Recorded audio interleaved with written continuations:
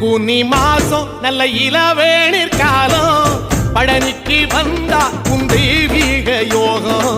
பழனிக்கு வந்தா உன் தெய்வீக யோகம் உத்திர நாளில் உன் உற்சவ திருத்தேரில்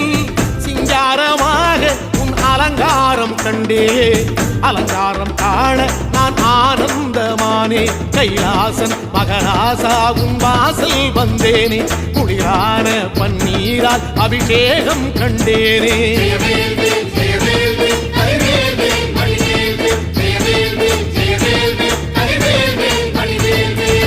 தென்பழனி தேடி உன் தென்பழனி தேடி